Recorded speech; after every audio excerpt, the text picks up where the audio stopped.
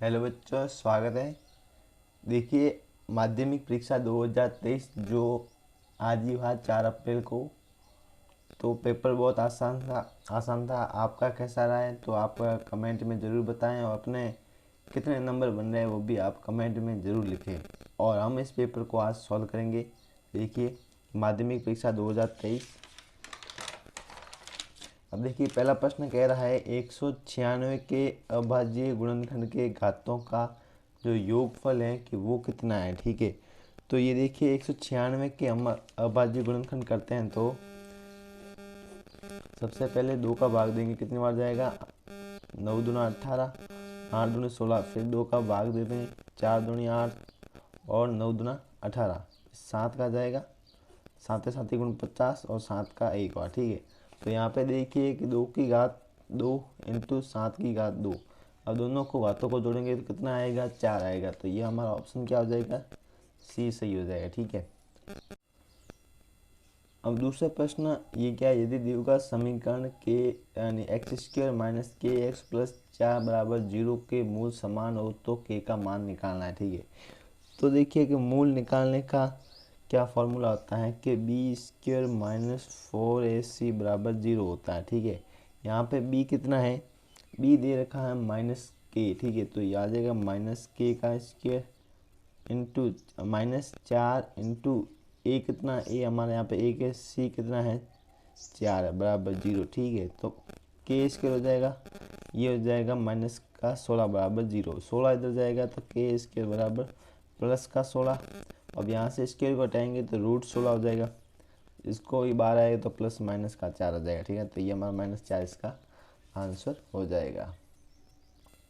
अगला प्रश्न है कि बिंदु 3 और 4 की वाई एक्स से दूरी क्या होगी। ठीक है ना, तो देखिए अगर हम ग्राफ बनाते हैं ये वाला ग्राफ, तो यहाँ पे देखिए कि ये 0 हो गया, 1 2 3, एक्स कितना है यहाँ पे 3। ठीक है, और वाई कितना 4, 1 2 3 और 4, इन दोनों को यहाँ पे मिलेंगे तो ये वाला बिंदु आएगा। ठीक है, तो वाई एक्स से दूरी पूछा है, ये हमारा वाई एक्स है, तो वाई एक्स से दूरी कितनी हो जाएगी, जो एक्स एक्स वाला जो निर्देशांक है 1 2 3, तो ये हमारा 3 आंसर हो जाएगा। ठीक है, अगला देखिए कि 3x प्लस 2y बराबर 11 को संतुष्ट करने वाला युग्म क्या है। ठीक है, तो यहाँ पे x की जगह इनमें से कोई भी एक जोड़ा रखो, x और y की जगह, ताकि बराबर में 11 आ जाए। ठीक है ना, तो यहाँ पे अगर 1 और 4 रखते हैं, देखिए एक x की जगह 3 एकम 3, तो ये 3 हो जाएगा, और अगर y की जगह कितना 4 रखते हैं, 4 दूनी 8, 8 3 11, इसका मतलब हमारी जो समीकरण है संतुष्ट हो रहा है, तो इसका आंसर हो जाएगा 1 और 4। अगला प्रश्न है कि द्विघात समीकरण 3√3x² प्लस 10x प्लस √3 का विविक्तीकरण क्या होगा। ठीक है ना, तो विविक्तीकरण देखिए यहाँ पे भी हमें मूल ज्ञात करना है। ठीक है, तो यहाँ पे देखिए a कितना है 3√3 है, और b कितना है 10 है, और c कितना है √3 है। तो माइनस यानी इसका हो जाएगा b² माइनस 4ac। ठीक है, b कितना है 10 का स्क्वायर, कितना हो जाएगा 100 हो जाएगा, 4 इंटू ए कितना है 3√3 इंटू सी हो जाएगा 3, तो b का स्क्वायर ये हो जाएगा 100, 4 इंटू 3, अब √3 इंटू √3 हो जाएगा 3। ठीक है, ये हो जाएगा 3 या 9, और 9 चौक 36 हो जाएगा, 100 माइनस 36 बराबर आ जाएगा हमारा 64, और इसका आंसर हो जाएगा 64।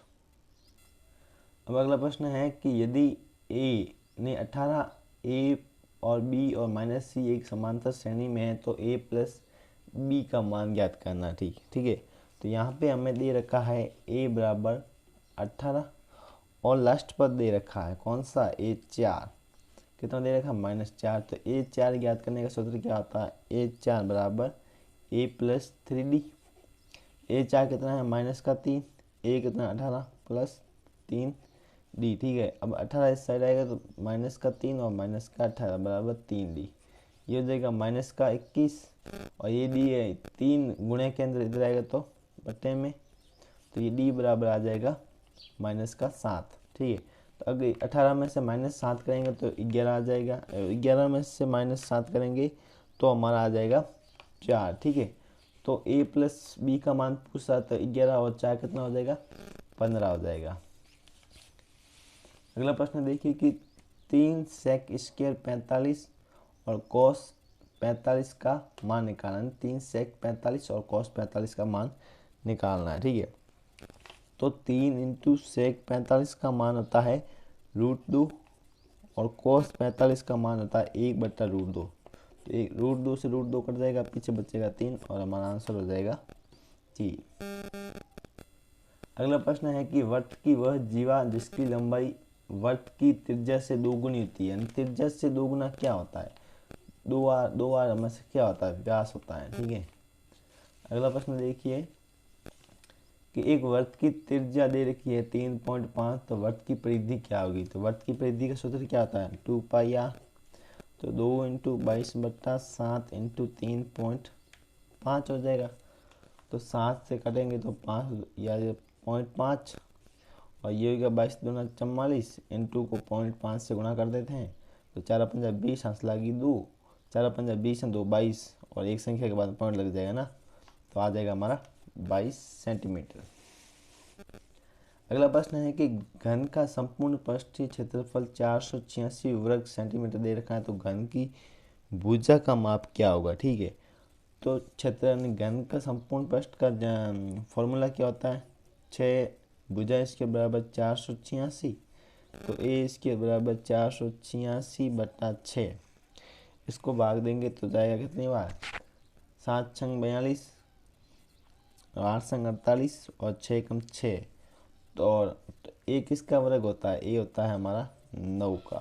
तो इसका आंसर हो जाएगा 9।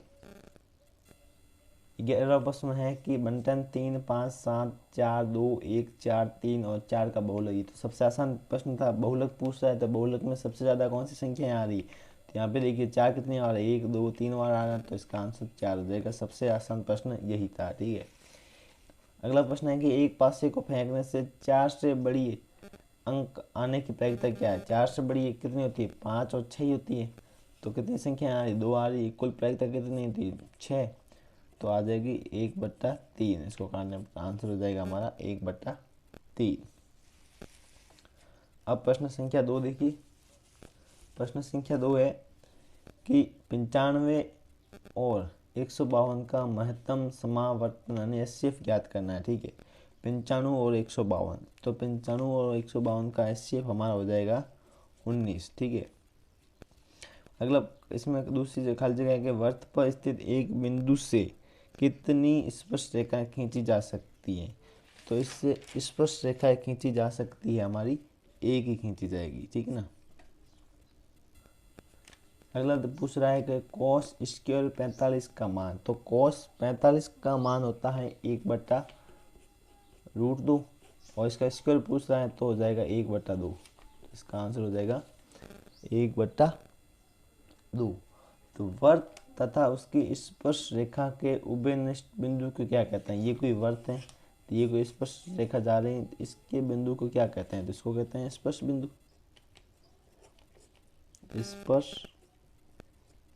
इसको स्पर्श बिंदु कहेंगे, ठीक है।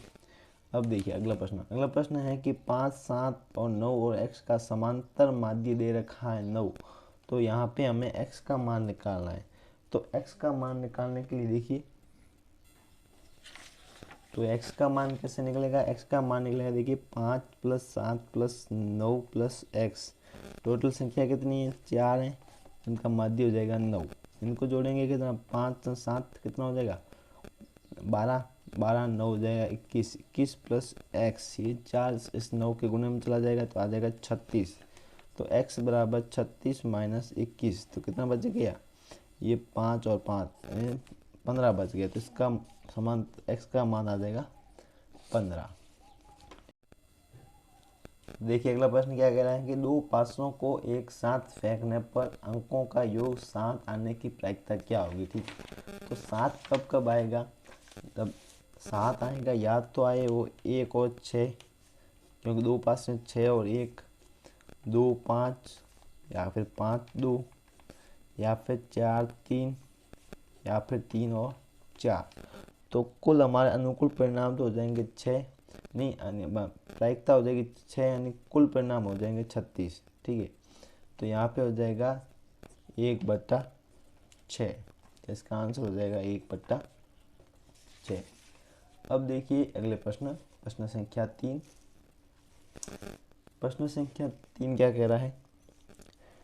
प्रश्न संख्या 3 कह रहा है कि के किस मान पर समीकरण युग्म 3x - 2y बराबर 0 तथा kx + 5y बराबर 0 के अनंत हल होंगे। तो अनंत हल कब होते हैं? अनंत हल के लिए हमारे पास शर्त होती है कि a1/a2 बराबर b1/b2 बराबर c1/c2। तो यहाँ पे मान रखते हैं, तो a1 हमारा कितना है 3, और a2 हो जाएगा k, और b1 -2 और 5, तो इसी से हमारा आंसर आ जाएगा। तो ये हो जाएगा -2k, और ये हो जाएगा 5×15। ठीक है, तो k बराबर -15/2, तो इसका आ जाएगा आंसर -15/2। ठीक है, अब अगला प्रश्न देखिए, और भी आसान था ये तो। द्विघात समीकरण ax² + bx + c के मूल ज्ञात करने का श्रीधराचार्य सूत्र लिखना था। ये तो बहुत आसान था। क्या होगा? x बराबर होता है ये -b + -√b² - 4ac/2a, बस यही लिखना था। ठीक है, और अगला प्रश्न था किसी समांतर श्रेणी AP का प्रथम पद A और सारवंत D है, तो पांचवा पद क्या होता है? तो पांचवा पद ज्ञात करने का सूत्र लिखना था। ये भी आसान था। A5 बराबर होता है A + 4D, बस यही इसका आंसर था। अब देखिए अगला प्रश्न। अगला प्रश्न है कि 2 tan 30 बट्टा 1 - tan² 30 का मान निकालना है। ठीक है, तो देखिए 2 tan 30 का मान होता है 1/√3। ठीक है, फिर 1 - tan² है, तो 1/√3 हो जाएगा 1/3। ठीक है, अब ऊपर हो गया 2/√3, इसको करते हैं 3 एकम 3, 3 में से 1 जाएगा तो ये हो जाएगा 2/3। अब इसको 2/√3 और ये ऊपर जाएगा तो जो हर है वो हो जाएगा अंश, और अंश है जो हर हो जाएगा। ठीक है, 2 हो जाएगा, और 2 से 2 कट जाएगा, और 3 है, 3 को कैसे लिखते हैं? √3 × √3/√3। 1 √3 से 1 √3 कट जाएगा तो पीछे बच जाएगा √3, तो इसका आंसर हो जाएगा √3। अगला प्रश्न है कि √1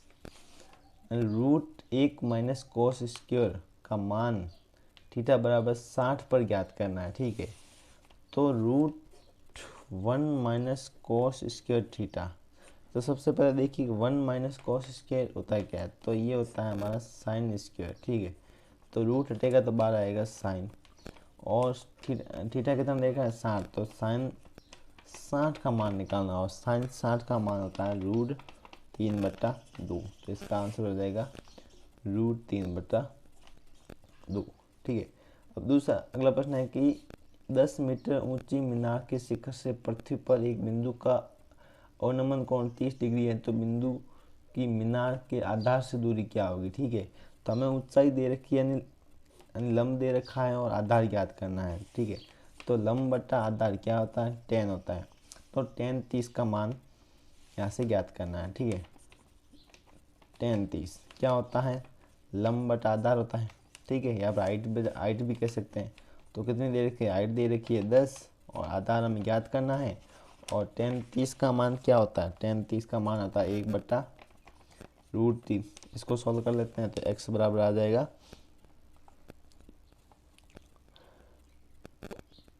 x बराबर आ जाएगा यहाँ पे 10√3, और यही हमारा आंसर है। ठीक है, इसका आंसर हो जाएगा 10√3 मीटर। ठीक है, अब अगला प्रश्न देखिए कि एक ऊर्ध्वाधर छड़ की लंबाई और उसकी छाया की लंबाई का अनुपात 1/√3 है, तो सूर्य का उन्नयन कोण क्या है?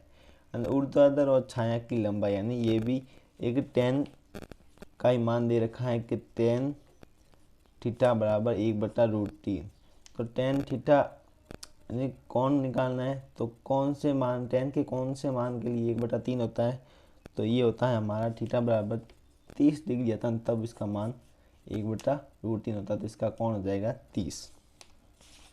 अब अगला प्रश्न देखिए, नमा प्रश्न कह रहा है कि 3 सेंटीमीटर त्रिज्या लेके एक वर्त बनाइए तथा केंद्र O से 5 सेंटीमीटर दूर स्थित P से वर्त की 2 स्पर्श रेखाएं खींची, तो इसका माप P लिखिए। ये क्वेश्चन पिछली बार जो 2022 में हुआ था, सेम टू सेम प्रश्न यही था, और मैंने कहा था ये प्रश्न रिपीट होते हैं, तो आपको पहले वाले वीडियो भी देख के जाने चाहिए, यानी पहले वाले पेपर वगैरह, ठीक है ना। तो यहाँ पे देखिए हम 3 सेंटीमीटर का कोई एक वर्त बना लेते हैं, ये वर्त बन गया, ये हो गया, ठीक है। अब यहाँ से कोई 5 सेंटीमीटर दूर है, ये कोई बिंदु है P, ठीक है। अब इसका विभाजन कर लेते हैं, एक यहाँ पर चाप कट जाएगा, एक यहाँ से, ठीक है। तो इसको मिला लेते हैं, ठीक है। यहाँ पे भी कोई बिंदु आ गया M, तो यहाँ पे प्रकार रखेंगे, एक वर्त बनाएंगे, ये वर्त बन गया, ठीक है। अब ये वाला बिंदु और ये वाला बिंदु, इसको P से मिला देंगे, ये P से मिला दिया, और यही हमारी स्पर्श रेखाएं हो जाएगी। अब देखिए प्रश्न संख्या 10 है, क्या है कि 5 सेंटीमीटर लंबा एक रेखाखंड AB खींचिए तथा उसे 2:3 में विभाजित करना है, ठीक है, और दोनों भागों के माप भी लिखना है, ठीक है। तो यहाँ पे देखिए कि सबसे पहले ये हमने कोई 5 सेंटीमीटर एक रेखा खींच ली, नीचे खींच लेना, यहाँ पे 5 सेंटीमीटर रेखा खींच ली, ठीक है। अब इसे 2:3 में बांटना है, ठीक है। तो 2:3 में बांटने के लिए हम क्या करते हैं, यहाँ से कोई एक रेखा खींच रहे हैं, ठीक है, उसे 5 भागों में बांट लेते हैं, 1 2 3 4 और ये 5, ठीक है। अब यहाँ से कोई प्रकार रखे, कोई कोण बना के यहाँ पे इस बिंदु को मिला लेते हैं, A और B को। जितना कोण यहाँ से बना है उतना ही कोण हम बिंदु जो है 1 और 2 यहाँ से करेंगे, ठीक है। यहाँ पे कोण बना के इसको मिला लेते हैं, ठीक है। तो ये हमारी 2:3 में बढ़ जाएगी। अगला प्रश्न है, किसी वर्त का त्रिज्यीखंड उस वर्त का क्या है, चतुर्थांश यानी चौथा हिस्सा है किसी वर्त का। ये वर्त हो गया कोई, ठीक है, कोई त्रिज्यीखंड इसका चौथा हिस्सा होता नहीं, बराबर ऐसे कटेगा, ठीक है। तो त्रिज्यीखंड में केंद्र पर बनने वाला कोण, केंद्र पर बनने वाला कोण कितना होगा, 90 डिग्री होगा, तो थीटा बराबर हो जाएगा हमारा 90 डिग्री।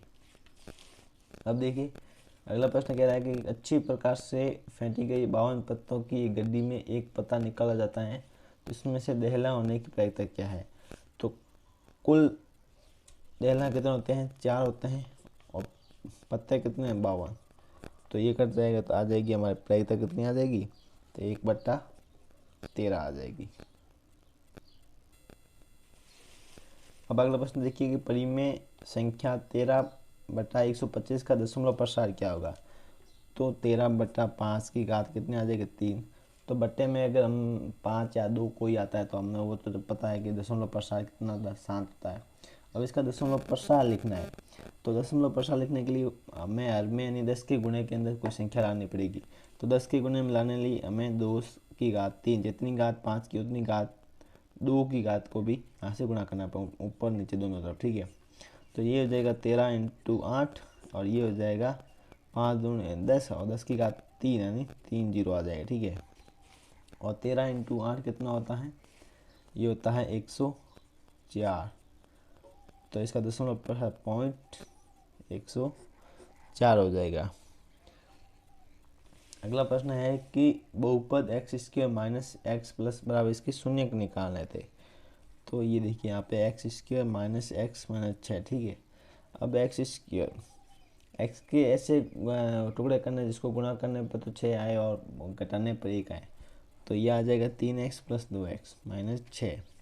अब यहाँ से कॉमन आ जाए x, यहाँ बच गया 3, यहाँ से कॉमन आ जाए 2x - 3, तो यहाँ पे आ जाए x - 3, एक जोड़ा ये कॉमन हो गया, और x + 2 ये। अब x - 3 बराबर 0 रखेंगे और x + 2 बराबर 0 रखेंगे, तो x बराबर 3 हो जाएगा ये, और x बराबर ये -2, ये दो हमारे शून्य आ गए। अब देखिए अगला प्रश्न कह रहा है कि बिंदुओं 0 0 और 5 3 को जोड़ने वाला रेखाखंड की मध्य बिंदु के निर्देशांक निकालना है, ठीक है। तो मध्य बिंदु के निर्देशांक कैसे निकालेंगे, ये हमारा x1 हो जाएगा, और ये हो जाएगा y1, ये x2 और ये हो जाएगा y2, ठीक है। तो यहाँ पे x बराबर क्या होता है, x बराबर होता है x1 प्लस x2 बट्टा 2।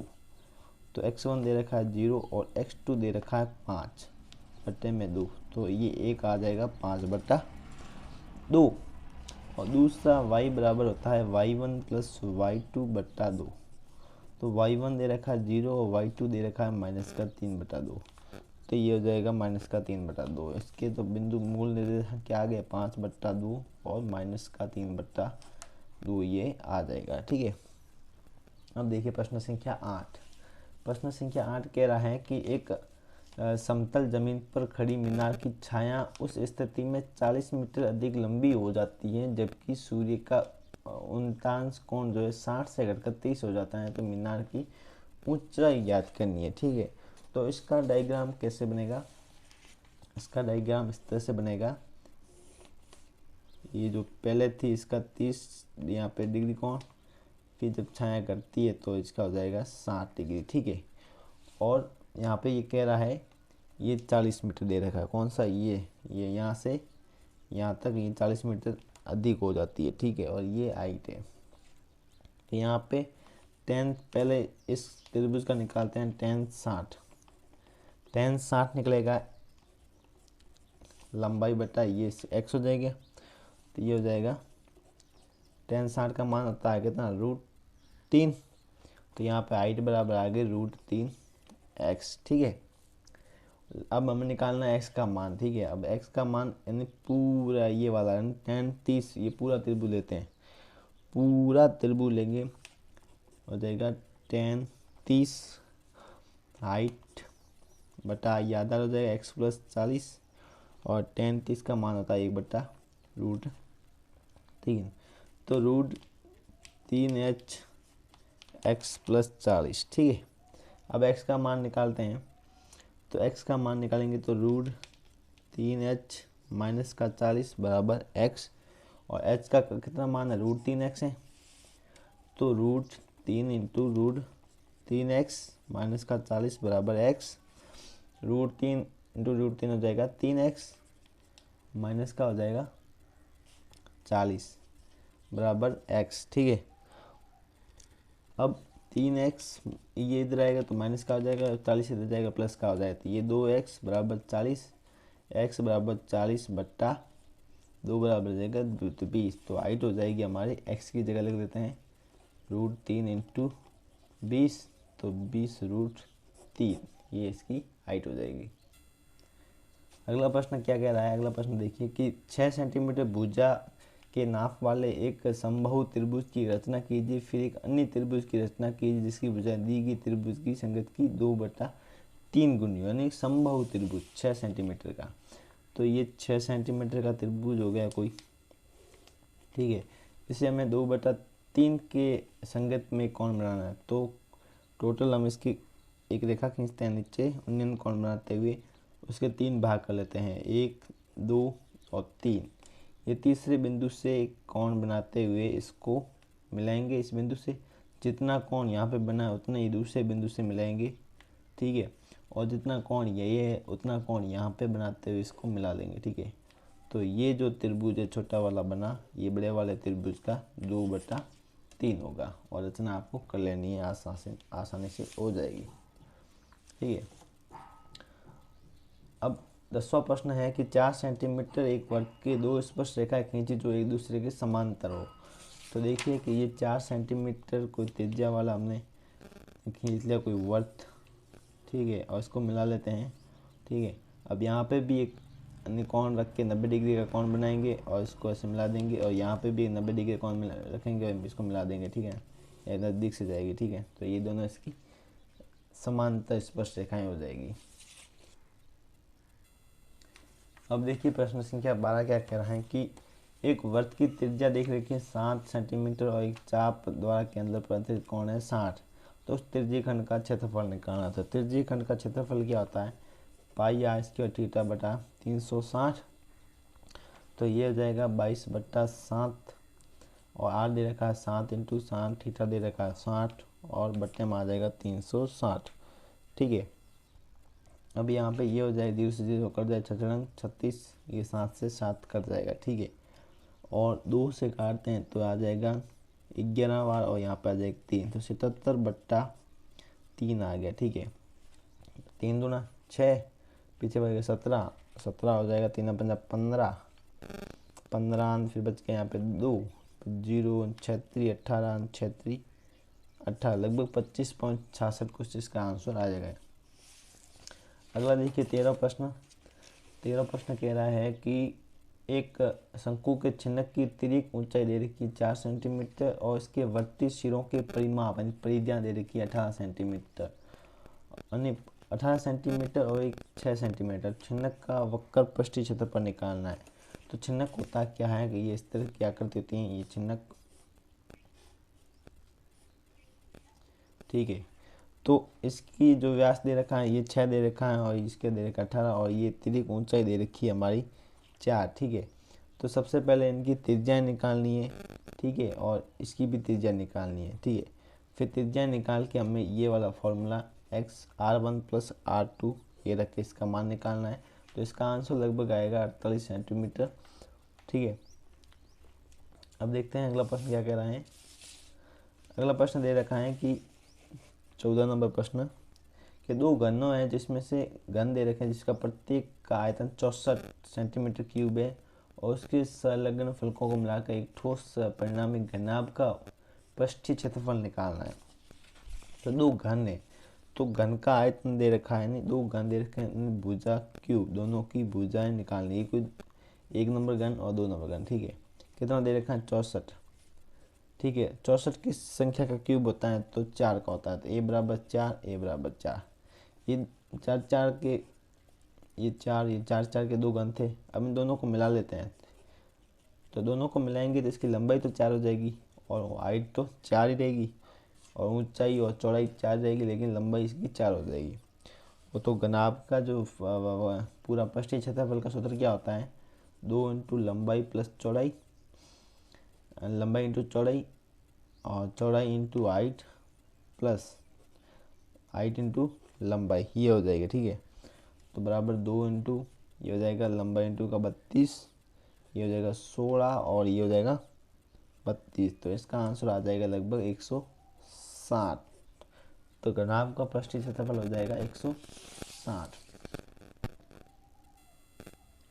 और प्रश्न संख्या 15 है कि निम्न बारंबारता बटन का जो है हमें माध्य निकालना है। माध्य निकालने के लिए आपको सारणी बनानी है और यहाँ पे नीचे मैं यहीं पे बना लेता हूँ। तो यहाँ पे देखिए आपको एक सारणी बनानी है ऐसे, तो यहाँ पे हमें निकालना है fx, ठीक है। तो fx कैसे निकलेगा, यहाँ पे आ जाएगा 2, यहाँ पे आ जाएगा 4 दूना 8, 3 पंजा 15, 4 चौक 16 और 5 दूनी 10 और 6 दूनी 12, ठीक है। अब इनका योग करते हैं, f का योग आ जाएगा 19 और इसका आ जाएगा लगभग 63। तो माध्य का सूत्र क्या होता है, माध्य का सूत्र होता है कि इसका fx का योग बट्टा f का योग, तो आ जाएगा 63/19, ये हो जाएगा इसका माध्य हो जाएगा। अब देखिए प्रश्न संख्या 16 क्या कह रहा है कि एक डिब्बे में 8 लाल कंचे, 5 सफ़ेद कंचे और 2 हरे कंचे हैं। इस डिब्बे में से एक कंचा यादृच्छिक निकाला जाता है, इसकी प्रायिकता क्या है कि निकाला गया कंचा क्या है, लाल है, ठीक है।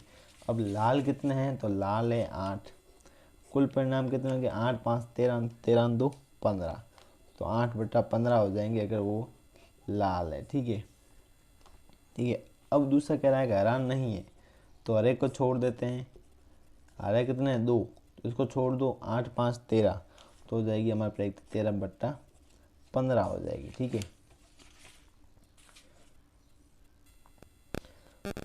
अब अगला प्रश्न देखिए।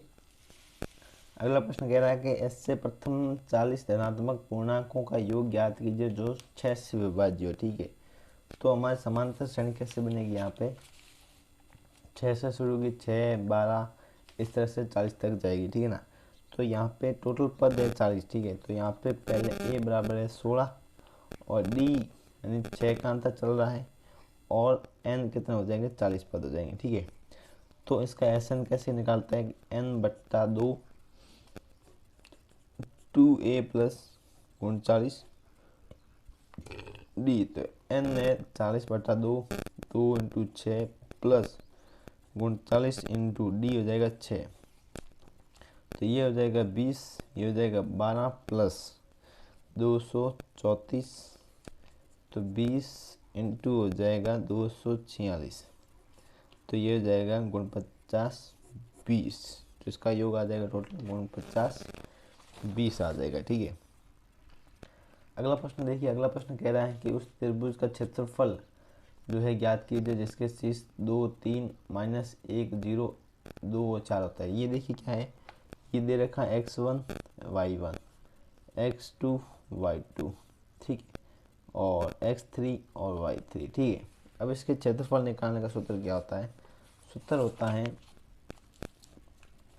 1/2 x1 ब्रैकेट होता है y2 minus y3 plus x2 bracket y3 minus y1 plus x3 bracket y1 minus y2 और बड़ा ब्रैकेट आ जाएगा। ठीक है, 1/2 x1 कितना दे रखा है 2, y2 दे रखा है 0 और y3 दे रखा है माइनस का 4, तो ये हो जाएगा प्लस का 4, प्लस x2 दे रखा है माइनस का 1, y3 दे रखा है माइनस का 4, y1 दे रखा है y1 ये 3 दे रखा है। ठीक है, प्लस x3 हो जाएगा 2, y1 है 3 और y2 है 0, तो बराबर 1/2, ये तो हो जाएगा 4, ये हो जाएगा माइनस का 1 और ये हो जाएगा माइनस का 7, तो ये आ जाएगा तो माइनस का 7 आ जाएगा और ये 2 प्लस का 6, तो 1/2 ये 8 माइनस 7 प्लस 6 आ जाएगा, तो ये हो जाएगा 8 से 14,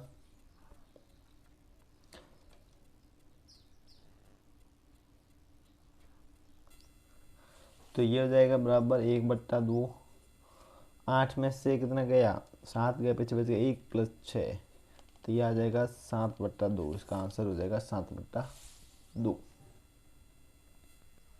अब देखिए प्रश्न संख्या 19 क्या कह रहा है कि एक कक्षा के छात्रों से प्राप्त निम्न बंटन दिए गए उनका माध्यिक ज्ञात करना है। तो माध्यिक ज्ञात करने के लिए सबसे पहले आपको सारणी बनानी पड़ेगी, तो ये सारणी आपको ऐसे बना लेनी है। इसके बाद में इनका निकालना है CF वाली एक सारणी बनानी है। ठीक है, तो CF की एक सारणी बनेगी, तो CF के अंदर सारणी बनाओगे तो ये आ जाएगा 4 4 28 32 और 42 हो जाएगा 74 74 और 20 हो जाएगा 94 94 और 6 आ जाएगा कितना 100। ठीक है, अब यहाँ पे देखिए ये वाली हमारी सारणी बन गई है, तो यहाँ पे मान लिख लेते हैं n बराबर कितना आ जाएगा 100, तो n बराबर आ गया हमारा 100, तो n/2 कितना होता है n/2 हो जाएगा हमारा 50। ठीक है, अब 50 से अधिक क्या है CF कौन सी है 50 से अधिक है CF 74 होगी, 50 से अधिक CF होगी 74। ठीक है, तो यहाँ पे देखिए तो 74 के संगत वर्ग कौन सा है, वर्ग हो जाएगा हमारा 20 और 30, तो यहाँ पे हमें L निकल गया, L हमारा आ गया यहाँ पे 20। ठीक है, और H इन दोनों का अंतर होता है कितना है H हो जाएगा 10। ठीक है, और CF 50 से अधिक कौन सी आई है 74 आई है, तो इससे जस्ट पहले वाली हमारी इसके अंदर CF होती है, CF आ जाएगी हमारी 32। ठीक है, और यहाँ पे हमें चाहिए F हो जाएगा 74 के संगत F कौन सा है 42, तो ये हो जाएगा F हो जाएगा 42। तो अब माध्यिक का सूत्र क्या होता है, माध्यिक का सूत्र होता है कि L plus n/2 minus CF बट्टा F इंटू H होता है। अभी मान रख देते हैं, तो L कितना है L हो जाएगा 20, n/2 है 50, CF दे रखा है 32 बट्टा 42 इंटू 10, इसको सॉल्व करेंगे तो 20 प्लस ये हो जाएगा 18 बट्टा 42 इंटू 10, तो इन सबको सॉल्व करेंगे तो हमारा आंसर आएगा 24.28, तो ये हमारा इसका माध्यिक हो जाएगा, है ना, देख लेते हैं 24.28। अब देखते हैं अगला प्रश्न। 20 नंबर प्रश्न कह रहा है कि केंद्र O वाले वृत्त पर एक बाह्य बिंदु T से दो स्पर्श रेखाएं TP और TQ खींची गई। ठीक है, ये कोई वृत्त है। ठीक है, ये बिंदु O है, यहाँ से कोई बिंदु P है, यहाँ से स्पर्श रेखाएं खींची गई है। कौन सी? TP और T, ये T बिंदु है। ठीक है, TQ। ठीक है, तो सिद्ध कीजिए कि कौन PTQ ये वाला थीटा कौन, ये मान ले। ठीक है, ये दो गुना है किसका? OPQ, ये इस वाले कोण का। ठीक है, ये वाला कोण इस वाले कोण का दो गुना है। ठीक है, तो देखिए ये कोण मान लिया हमने कोई L1, इसको मान लिया L2। तो देखिए ये हम त्रिभुज लेते हैं PTQ, त्रिभुज PTQ में। ठीक है, तो ये दोनों भुजाएं बराबर है, PT बराबर PQ प्रश्न में कह रही है। ठीक है, तो L1 बराबर L2 भी बराबर होंगे। तो इस त्रिभुज के अंदर ये L1 plus L2 plus theta बराबर हो जाएगा 180। L1 L2 बराबर है तो 2L1 भी इसको लिख सकते हैं बराबर 180 माइनस थीटा हो जाएगा। तो L1 बराबर 180 बटा 2 और थीटा बटा 2, तो L1 बराबर आ गया 90 माइनस थीटा बटा 2। ठीक है, अब हम जानते हैं कि जो स्पर्श रेखा और जो त्रिज्या आती है उनके बीच में कोण बनता है 90। तो ये पूरा वाला कोण कौन सा? OPT कितना हो जाएगा? OPT तो है 90 डिग्री। ठीक है, लेकिन हमें निकालना क्या है? OPQ। ठीक है ना, तो OPQ क्या हो जाएगा? जो ये L1 है ना, 90 में से अगर हम L1 घटा देते हैं, ये पूरा 90 है, इसमें से ये वाला घटा देंगे तो ये वाला कौन आ जाएगा? कौन सा? OPQ आ जाएगा। ठीक है, तो 90 माइनस तो कौन सा कौन आएगा? OPQ वाला आएगा। ठीक है, तो बराबर 90 माइनस 90 माइनस थीटा बटा 2, तो 90 से 90 तो ये प्लस का हो जाएगा। ठीक है, क्योंकि माइनस अंदर जाएगा तो प्लस हो जाएगा। 90 से 90 कट जाएगा तो OPQ थीटा बटा 2 आ गया। ठीक है, OPQ कितना आ गया? थीटा बटा 2 आ गया। अब देखिए थीटा कितना है? OPQ, थीटा का मान क्या है? ये थीटा वाला कौन? PTQ है, तो PTQ बटा 2। ठीक है, तो अब इसको पक्षांतर करेंगे तो इसको लिखते हैं PTQ बराबर ये आएगा तो 2 गुना OPQ, और हमें प्रश्न में यही सिद्ध करना था। जो PTQ है, PTQ 2 गुना है OPQ का, ये रहा PTQ 2 गुना OPQ का। ठीक है, अब अगला प्रश्न है कि निम्नलिखित समीकरण युग्मों को आलेखीय विधि द्वारा हमें इसे हल करना है। ठीक है, तो हल करेंगे इसको। तो हल करने पर जो हमारे 21वां प्रश्न है, इसके x बराबर 9 पे कटेगा और y बराबर 5 पे कटेगा। ठीक है, तो ये इसका आंसर हो जाएगा। ठीक है, और दूसरा वाला है ये वाला x प्लस 1 10 विद्यार्थियों ने गणित की पहली प्रतियोगिता में भाग लिया, तो हमारा पहले समीकरण बन जाएगा कितना? x प्लस वाई बराबर 10 बन जाएगा।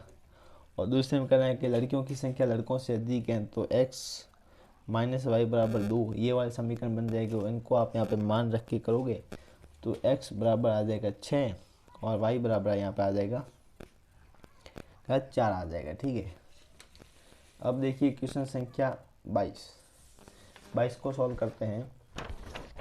22 क्या कह रहा है कि 1 माइनस कोस से 1 प्लस कोस से पूरा रूट में दे रखा है, इसको कोस ए यानी cosec A minus cot A में हमें इसे सिद्ध करना है। ठीक है, तो देखिए यहाँ पे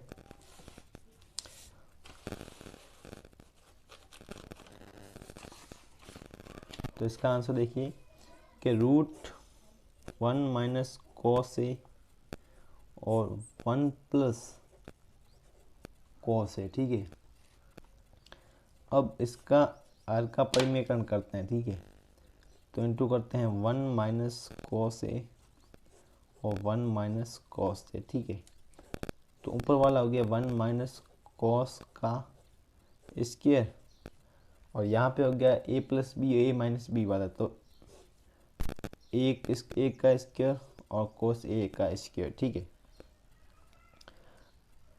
अब आ जाएगा under root 1 minus cos A का होल स्क्वायर, और 1 माइनस कॉस स्क्वायर क्या होता है, साइन स्क्वायर होता है। अब इन दोनों का स्क्वायर है तो बाहर आ जाएगा, तो हो जाएगा 1 माइनस कॉस ए बट्टा साइन ए। ठीक है, अब 1 बट्टा sign A minus cos A बट्टा साइन ए। ठीक है, तो 1 बटा साइन ए क्या होता है, कॉसेक, और कॉस बटा साइन क्या होता है, कॉट, और यही हमें सिद्ध करना था। ये रहा। अब देखिए अगला प्रश्न। अब इसके अथवा में दे रखा है sine A plus cosec square plus cos A plus sec square को 7 plus ten square plus cot square में सिद्ध करना है। ठीक है, तो यहाँ पे देखिए sine A plus cosec A का square plus cos A plus sec A का स्क्वायर बराबर 7 plus ten A square plus cot square A. ठीक है, अब इसको कैसे करेंगे, तो देखिए कि ए प्लस बी का होल स्क्वायर हो गया, तो sine square A plus cosec square A plus 2 sine A cosec A. ठीक है, ये हो गया, प्लस ये पहले हम LHS ले रहे हैं। ठीक है, फिर ये भी हो जाए cos square A sec square A plus 2 cos A सेक ए। ठीक है, तो यहाँ पे देखिए इसको करते हैं sign square A plus cos square ए, क्या मान होता है, उसका मान होता है 1। ठीक है, और कोसेक स्क्वायर ए, कोसेक स्क्वायर होता है 1 प्लस कॉट स्क्वायर होता है। ठीक है, फिर इसको करते हैं तो 2 साइन ए, और कोसेक क्या होता है, कोसेक होता है 1 माइनस 1 बटा साइन ए। ठीक है, प्लस कोसेक स्क्वायर तो यहाँ पे 1 लिख दिया। अब सेक स्क्वायर, सेक स्क्वायर होता है 1 plus ten square A plus 2 कोस ए, और सेक ए होता है 1 बट्टा कोस ए, तो कोस ए से कट जाएगा, ये साइन ए से साइन कट जाएगा। ठीक है, तो ये बच गया 1 2, फिर ये बच गया 2 2 4, 4 ने 5 5 2 7, 7 प्लस ये टेन स्क्वायर और ये कॉट स्क्वायर, और यही हमें सिद्ध करना था। ये बराबर आ गया RHS।